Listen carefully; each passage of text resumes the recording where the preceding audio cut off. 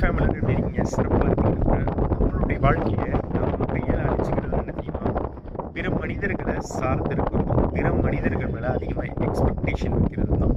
ஒரு மனிதர் உங்களுக்கு இந்த விஷயத்தை கொடுத்துருவான், அந்த விஷயத்தை கொடுத்துருவான், எனக்கு எல்லாமே அவன் பூர்த்தி செஞ்சிருவான், அவனை நம்பி தான் நான் வாழ்கிறேன், அவன் இல்லைனா என் வாழ்க்கை கிடையாது, அது முடிஞ்சு போயிடும் அப்படின்னு நம்ம நினச்சோம்னா அது என்னங்க வாழ்க்கை?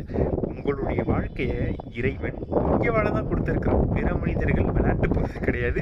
பிற மனிதர்கள் இருந்தால் தான் உங்கள் வாழ்க்கை மூவாகுன்றது நினைக்கிறது முட்டாள். அதனால் யாரையுமே எப்பயுமே சார்ந்து இருக்காதீங்க. எப்பயுமே யாருமே அதிகமாக எக்ஸ்பெக்டேஷன் வைக்காதீங்க. நீங்கள் வைக்கக்கூடிய எக்ஸ்பெக்டேஷன் அவங்க பூர்த்தி செய்யலாம், உங்களுக்கு வழியை கொடுக்கும். அந்த வழி உங்களுடைய வாழ்க்கைக்கு வாழ்க்கையே ரொம்ப ரொம்ப சின்னது. அந்த வாழ்க்கையை நீங்கள் உங்களுக்கு பிடிச்ச மாதிரி வாழ்ந்துட்டு போகும். பிற மனிதர்களுக்கு துரோகம் செய்யணும். நான் எங்கே இருக்கேன்னு நினைக்கிறீங்களா? சமூகத்தில் நினைக்கிறேன் அப்படின்னு இருக்கேன். ஸோ நிறைய பேர் வீடியோ எடுக்க கேட்டிருந்தாங்க. கொஞ்சம் கொஞ்சமாக எடுத்து போடுவோம், சப்போர்ட்